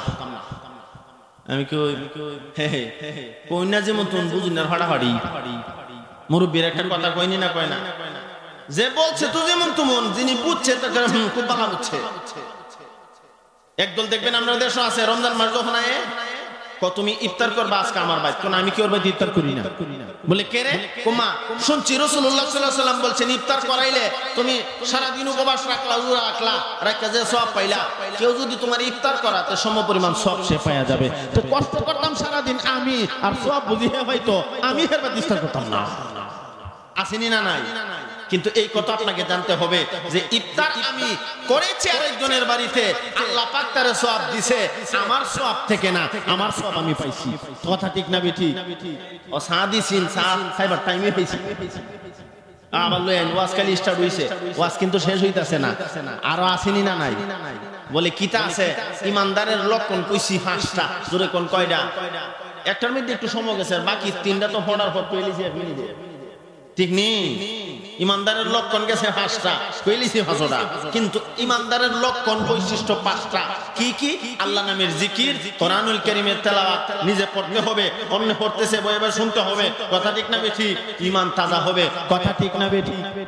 3 নাম্বার ওয়া আলা রাব্বিহিম ইয়াতাওয়াক্কালুন, আল্লাহর উপরে ভরসা রাখতে হবে। 4 নাম্বার আল্লাযীনা ইয়াকিমুনাস সালাহ, 5 ওয়াক্তের নামাজ পড়া লাগবে। প্রত্যেকটা পয়েন্টের ভিতরে লম্বা লম্বা আলোচনা আছে, একটা পয়েন্ট নিয়ে আলোচনা করলে 2 ঘন্টা করা যায়। আল্লাযীনা ইয়াকিমুনাস সালাহ, আকিমুনাস সালাহ। ও ভাই আকিমুস সালাহ অর্থ কি? এর ব্যাখ্যা বিশ্লেষণ লম্বা আছে, সেদিকে যাচ্ছি না। ইমানদারের 4 নাম্বার লক্ষণ, যারা নামাজ পড়ে ইমানদার। কে কইছে? কিন্তু আমরা দেশের কিছু লোক আছে বেশি চালাক, আমি নামাজ না পড়লে কি তো হইছে, আমার তো ঈমান আছে। কইনি না? কয় না? আর বহু তাহা দিয়া এমন জোরে মারছে, বুহের আড্ডি ফাড়ি লইছি। আমি নামাজ পড়ি না, কি তো হইছে, আমার ঈমান বড় বালা। আল্লাহ কয় না, আল্লাযীনা ইউকিমুনাস সালাহ, যারা 5 ওয়াক্তের নামাজ পড়বে তারা হলো মুমিন। যারা 5 ওয়াক্তের নামাজ পড়বে তারা মুমিন। 5 নাম্বার ওয়া মিম্মা রাযাকনাহুম ইউনফিকুন, যারা আল্লাহর দেওয়া রিজিক থেকে আল্লাহর রাস্তায় দান করবে এরা মুমিন। কে বলছে? ইন্নামাল মুমিনুন, নিশ্চয়ই সমস্ত মানুষ। বলে কারা? এই 5টা গুণ যাদের মধ্যে থাকবে, এর মধ্যে 5ম নাম্বার গুণ ওয়া মিম্মা রাযাকনাহুম ইউনফিকুন, আল্লাহ তোমারে সম্পদ দিয়েছে, আল্লাহ তোমারে রিজিক দিয়েছে, আল্লাহর দেওয়া সম্পদ থেকে, আল্লাহর দেওয়া মাল থেকে, আল্লাহর দেওয়া রিজিক থেকে তুমি আল্লাহর রাস্তায় দান করলা, তুমি মুমিন। সুবহানাল্লাহ। কেমন মুমিন? আল্লাহ এরপরের আয়াতে বলেন উলাইকা হুমুল মুমিনুনা হাক্কা, সত্যিকার অর্থে মুমিন আপনি। আল্লাহ রিজিক দিছে, এই রিজিক থেকে আল্লাহ রাস্তায় দান করছেন। একটু আগে যে আপনারা দিলেন, আল্লাহর সম্পদ আপনারা দিয়েছে, এই সম্পদ থেকে আবার আল্লাহর রাস্তায় কিছু দান করছেন, আপনি সত্যিকার অর্থে মুমিন। কে বলেছেন? আওয়াজ দিয়া কোন? শুধু সত্যিকার অর্থে মুমিন বলে আল্লাহ শেষ করে নাই। এরপরে আল্লাহ বলেন লাহুম দারাজাতুন ইনদা রাব্বিহিম ওয়া মাগফিরা, যারা নামাজ পড়বে আমি আল্লাহর দেওয়া রিজিক থেকে আমি আল্লাহর রাস্তায় দান করবে, এরা সত্যিকার অর্থে মুমিন তো বটেই, কিন্তু লাহুম দারাজাতুন ইনদা রাব্বিহিম, আমি আল্লাহর কাছে তাদের মর্যাদা বৃদ্ধি পেয়ে যায়। যারা আল্লাহর দেওয়া রিজিক থেকে আল্লাহর রাস্তায় দান করে, আপনারা একটু আগে দান করছেন, আপনাদের মর্যাদা আল্লাহর কাছে বেশি না কম? লাহুম দারাজাতুন ইনদা রাব্বিহিম, আল্লাহর কাছে আপনার মর্যাদা বৃদ্ধি পেয়ে যায়। 2 নাম্বার আল্লাহ বলেন ওয়া মাগফিরা, ওয়া মাগফিরার ব্যাখ্যাতে আল্লাহ পাক রব্বুল আলামিন বলেন যারা নামাজ পড়বে আমি আল্লাহর দেওয়া রিজিক থেকে আল্লাহর রাস্তায় দান করবে, তাদের জিন্দেগীর সব গুনাহগুলি আমি আল্লাহ মাফ করে দেব।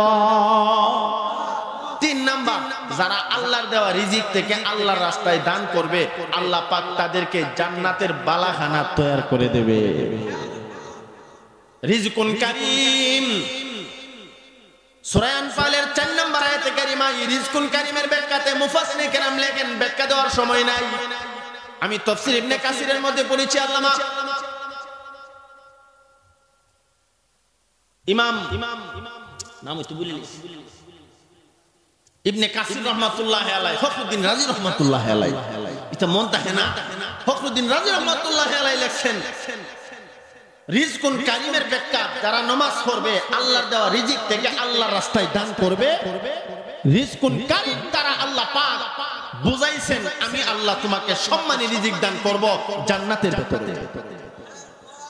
মাদ্রাসায় দিয়েছেন 500,000 টাকা, কিন্তু জান্নাতের ভিতরে আল্লাহ বানায় দিয়েছে বেহেশতের বালাখানা। তাহলে আল্লাহর দেওয়া রিজিক থেকে আল্লাহর রাস্তায় দান করব, রাজি আছেন ইনশাআল্লাহ?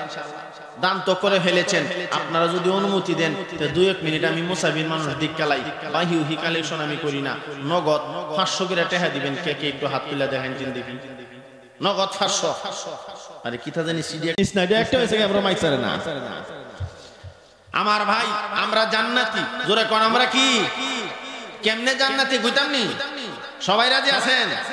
আগে সিডিটা হইনা লই না, সাদা কাম আগে সিডিটা করতাম না, সাদা খাইতাম। আমরা নেবার শখ লাগাই দিই। আচ্ছা যাক, বিসমিল্লাহির রহমানির রহিম। আরে সব আমার ভাই চলবো আর লাগতো না, তখন আর একজন টইব মোবিল ইঞ্জিনটা ফসতাছে, জায়গা জায়গা ফসছে গেলে আবার স্পিড বাড়েনি না, বাড়ে না। একদিন আমার গাড়ি চলে কম, গোরগোর আওয়াজ করে, ড্রাইভার সাহেব কি তো ইমন কেন চলে কম, গোরগোর আওয়াজ করে, মোবিল মনে কম, এরপরে গাড়ি থামায় গেছে, ঘটনা আলগিলটা দেখে মোবিল নাই, ওই পরে মোবিল কিনা দিছি, দেওয়ার পরে তো দিই বাবা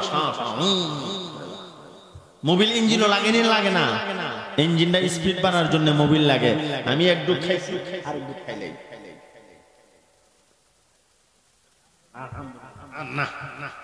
না, সিডিটা উজরা আগে হুইরা হুনাই লই, সিডিটা হুইরা হুনাই লই। আসসালামু আলাইকুম হুজুর, প্রথমে আমাদের সালাম, এর মানে অনেক মানুষ মিল্লা সালাম দিচ্ছে, গ্রহণ করবেন।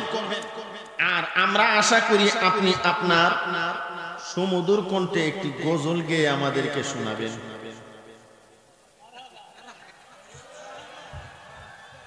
আশা করি আপনি আমাদের এই অনুরোধ গ্রহণ করবেন। তবে গজল হুজুর ওয়াজ আমার আরো রয়েছে, আমরা বেহেশতি কেমনি কথাটা কোরআন হাদিস দিয়া কমো বানায় না, এ পর্যন্ত বানায় গোষ্ঠা কইছি সব কোরআন হাদিসের কথা। আর আপনারা এলাকার মানুষ কোরআন হাদিসের আলোচনা ভালো পান নাকি কিচ্ছা কাহিনী আমি তো বুঝতাছি না, তবে মোটামুটি টের পাইছি, একবার আইছি যে বুঝে লাইছি। আপনারা যে কিতানের ভাগল, 1 নাম্বার হইল সুরের ভাগল, কথা ঠিক না বেঠিক? 2 নাম্বার কোরআন হাদিস যথেষ্ট বুঝেন, কারণ রাত বাজে 1টা, এরপর আপনারা বই রইছেন একমাত্র কোরআনের মহব্বতে, আল্লাহর মহব্বতে, কথা ঠিক না বেঠিক? আল্লাহ আমি মুসাফির মানুষ যারা বসে আছেন তোমার কুদরতি কদমে হাত রাইকা বলি সবাইকে তুমি জান্নাতের মালিক বানায়া দাও, কোন আমিন। আমার ভাই দিন ইসলাম, দিন ইসলাম, আল কোরআনের আলো, আল হাদিসের আলো,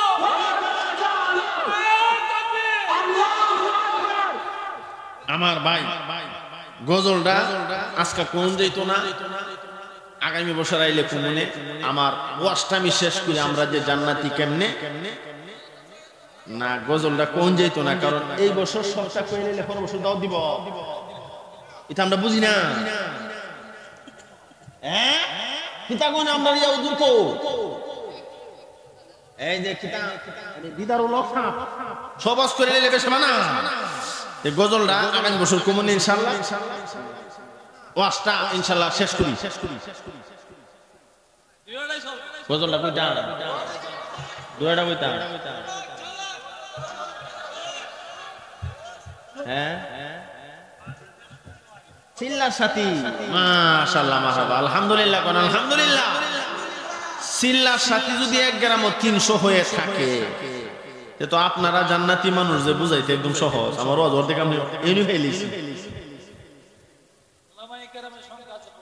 অনেক অনেক আলহামদুলিল্লাহ আলহামদুলিল্লাহ। তবে আমাদের ব্রাহ্মণদের থেকে বেশি না, আমরা ফার্স্ট ঠিক নেই বলে কেমনে পাস বাংলাদেশও পাস তুই হুজুর বুঝবো আমরা সাইর ভাই সবাই আমি নূরে আলম আশরাফি মৌলানা আমার ছোটরা মৌলানা সৌদি আরবের মসজিদের ইমাম সৌদি আরব পাড়া ইসলামিক কামে ওই যে গিয়া বাড়ি ঘরে কামসাম করবো আর কি আলিম মানুষ না হাফেজ মানুষ গেছে বলে কোরআন তেলাওয়াত মাঝে মাঝে যদি টান মারে বক্তার ভাই না টান যে মারে হইন না পাশের মসজিদের কো তুমি হন দিকে আমরা ইমাম আমার ফোন দেখো ভাই কারবার তো সারি লাইছি কি তুইছে ইসলাম হেরাবাড়ির কামলা হিসাবে আমিলে মুনজিল কামলা কখন তো আমি আর ইমাম ইমাম মানি নেতা ঠিক নেই আর আমরা বাংলাদেশের ইমাম তো গুলা আবার নি কষ্ট পাইলেন একটা কথা মনে শুকাইলাই আমরা বাংলাদেশের ইমাম নেতা না গুলা নেতা শুক্রবারে জুমা পড়াই নসিম কি গেছি পরে সভাপতি সাহেব হুজুর রাজনীতি কোন ওয়াজ করি না আচ্ছা আমি করতাম না আরেকজন গেছে ফিলিস্তিন টিলিস্তিন লয়ে আমনে কিন্তু লারা সারা দিন না আচ্ছা ওয়াজ করবো আমি এরপরে আমি বইলাম বইয়া কইলাম পুস্তা করতাম না আমার বেতন ৮০,০০০ টাকা মাস কিছু কইতাম না ওয়াজও করতাম না দেন না খারাপ না সেটা জমা করাই ৫,০০০ করে ২০,০০০ টাকা কমই অল্প অল্প দে যাক এর ফলে তো কম না ২০,০০০ টাকা ঠিক নেই আর কদিন পর পরে বেতন আমার কম তো কদিন পর পরে একটা মোর্চা দিই দিলেই পারে বেতন বাড়ায় এটা তো কোন জানা এটা কোন জানা বেতন বাড়ায় খালি মোর্চা দিয়া কই ইমুকের মসজিদ থেকে আমারে অফার দিছে আমি যাইতাম গা বলে এই বুঝা কিন্তু আপনাদের এই মোহনগঞ্জ নেত্রকোনা ইমামরার বেতন ২০,০০০ মনন আমার আছে আপনার মসজিদ ইমামের বেতন কত দিয়া ১০০ বছর ইমাম শুধু কু আরে ও আচ্ছা হুজুর কইতে আহা রে হুজুর কহর একটা সময় দিয়া যাবার কাম আমার ইমন ইমাম পাওয়া যাইব মাগনা আলহামদুলিল্লাহ আল্লাহ তাআলা হুজুরের হায়াতে বরকত দান করেন কোন আমি আল্লামা আনোয়ারুল ইসলাম সাহেব খতিব কয়রাপাড়া বড় মসজিদ আল্লাহ তাআলা হুজুরের হায়াতকে হায়াতে তৈয়বা তুবিলা দান করেন কোন আমিন হুজুরের চেয়ারে আরেকজন মুরব্বি বসছেন আমার ভাই আছেন আর উলামায়ে কেরাম আপনারা যারা বসছেন মা বোনরা সহ সকলের হায়াতের মধ্যে আল্লাহ বরকত দান করেন হায়াতকে হায়াতে তৈয়বা তুবিলা দান করেন সবাই বলুন আমিন আমার ভাই এখন ইমাম সাহেব আসেনি না নাই আপনারা হুজুর না মাগনা করতেছে আশপাশে যারা আছে ওই তো হুজুরের আব্বার সাংসারিক অবস্থা বালা মাগনা হইল চলে এমন ইমাম আছে ছেলে মেয়ে বিপদ আছে আসেনি না নাই দেখবেন না ৩-৪ বাচ্চা কাচ্চা মা বাপ এরপরে নিজের খরচ আছে বেতন হইল ৬,০০০ টাকা আসেনি এই মসজিদের ইমাম সাহেব যদি ৫০০ টাকা বেতন বাড়েন না থাকলে তখন জেনগা আসেনি না নাই আশ্চর্য এবং পরিতাপের বিষয় হলো নিজের জ্বলন্ত প্রমাণ যে মসজিদের ইমামের বেতন ৫ থেকে ৬,০০০ টাকা এই মসজিদের মাহফিলের মধ্যে বক্তা নেওয়া হয় ৮০,০০০ টাকা এমন ঘটনা আসেনি না নাই এই মাহফিলে আমিও গেছি আমি তো আর কন্টাক্ট করে আইছি না দিদারুল সাহেব জিগায়েন হুজুর আপনার কিতা দেওয়ান লাগবে আমি তো আমার কোনো কন্টাক্ট নাই গাড়ি ভাড়া আছে ৫,০০০ টাকা এরপরে যাওই দিন তবে এমন দেওয়া দিন না যেন গাড়ি ভাড়া আমার করতে দেওয়ান লাগে ঠিক নেই আল্লাহ আমার ভাই ইমাম সাহেবের বেতন ৬,০০০ ১ ঘন্টার লাগি বক্তা আনছে আমি যদি বক্তা এটা কইলে অসুবিধা নাই ঠিক নেই ১ ঘন্টার জন্য বক্তা আনছে ৮০,০০০ এটা কোন বিষয় আমরা রে হুজুর কইতো মা বাপ রে বাপ না দিয়া শ্বশুর শাশুড়িরে হজ করানো যেই ব্যাপার ইমাম সাহেবের ৬,০০০ টাকা বেতন দিয়া ৮০,০০০ টাকা ১ ঘন্টার লাগি বক্তা আনন সেই ব্যাপার এটা কি উচিত হইছে আজীব ব্যাপার ইমাম সাহেব হুজুর চায় না আপনারা দিতারুন না আল্লাহ আমরা সহি বুঝবার তৌফিক দান করেন কোন আমিন এই কথা কইলে আবার পরের বছর আপনারা আমার দাওয়াত দিতেন না থাক আমার দাওয়াতের দরকার ঠিক নেই আচ্ছা যাক ওখানে আর সামনে বাড়ি ও যে কথা কইতাম আসলাম আমি আলেম আমার ছোট ভাই শফি আলম আশরাফি সাহেব সৌদি আরব এক মসজিদের ইমাম আমার ছোট জন ইউটিউবে দেখবেন হাফেজ মাওলানা নুরুজ্জামান আশরাফি মুফতি ও হাফেজ সাহেব। আমি হাফেজ হইতালাম না, মুফতি হইতালাম না। ওই মুখ এমনি বড় কোন মতে মুলিবান হইছি এমনিতেছে। পরে পিছনে যারা হরাইছি হাফেজ বানাইছি, আলেম বানাইছি, মুফতি বানাইছি, ওয়াজ করে খুব ভালো ওয়াজ। এর হরের জন মাওলানা লোকমান হাকিম আশরাফি। আমরা চার ভাই চার জন আলেম। আমার আব্বা একবারে মানে আওয়ামুন নাস, পাবলিক যাকে বলা হয়, পাবলিকের গরো 4 জন মুলবি। এভাবে দেখা যায় আমার চাচার গরো আরো যারা আছে আশপাশ প্রত্যেক গরো খালি মুলবি আর মুলবি, মুলবি আর মুলবি। কেরে হেরা বুঝা লাইছে যে মরণ লাগবো, আপনারা না বুঝতে লিখিতেছে। আমরা বন্ধের বেদ বুঝা লাইছে যে মরলে সন্তান যদি জানাজার নামাজ পড়াইয়া দেয় কবর আজাব মাফ। এই কথাটা আপনারা বুঝুন দরকার আছে না নাই? এই জন্য সন্তানরে আলেম বানাইবেন, হাফেজ বানাইবেন, কারি সাহেব বানাইবেন, মাদ্রাসায় দিবেন, রাজি আছেন ইনশাআল্লাহ? কিন্তু একটা হুক আমরার মাথা ঢুকছে, এই হুকাটা হইল সন্তান যে মাদ্রাসা দিবা আলেম হয়ে এত ইমামতি 6000 টাকা বেতন হইব, হে হেড পালবো না বউর পালবো না জিহুতের পালবো না তোমারে খাওয়াইব। এই কথা কয়নি না কয় না? এই দেশে কোনো মুলবি সাহেব না খায় মরছে? হ্যাঁ, তাইলে মুলবি হইতে অসুবিধা কি? আল্লাহ তাআলা আমরারে দুনিয়ার জন্য না পরকালের জন্য সন্তানদেরকে দ্বীনি ইলম শিখাইবার তৌফিক দান করেন, কোন আমিন। কারণ দ্বীনি ইলম শিক্ষা করা ফরজ, ফরজ নি না ফরজ না? তলাবুল ইলমি ফারিদাতুন আলা কুল্লি মুসলিমি ওয়া মুসলিমা, প্রত্যেকটা মুসলমান নারী পুরুষ উভয়ের উপরে ধর্মীয় ইলম শিক্ষা করা ফরজ। নবী বলেছেন ফরজ, কথা ঠিক না বেটি? কিন্তু শুধু মুলবি যারা হইছে এরারও ফরজ না আপনারও ফরজ? অহন্ত প্রেস লাগছে বলে হুজুর আমরা তো মাদ্রাসাতে কেমনে হুজুর? আপনাদের জন্য মাদ্রাসা দাওয়াতে তাবলীগ আসেনি না নাই? আপনারা শুনছি আমার ভাইয়া কইছে 300 এর উপরে সদস্য আছেন, দাওয়াতে তাবলীগের কাজ করেন। ইনশাআল্লাহ সবাই আমরা দাওয়াতে তাবলীগের সাথে জানে মালে শরীক থাকবো। আল্লাহ তৌফিক দান করেন, কোন আমিন। আরো জোরে কোন আমিন। আমার ভাই ওয়াজ শেষ, গজলটা ছোট্ট করে কইয়া লাই, একটা মরমি গজল কইয়া লাই। মরণ কি গজল কইতাম, গজল তো হারিই না।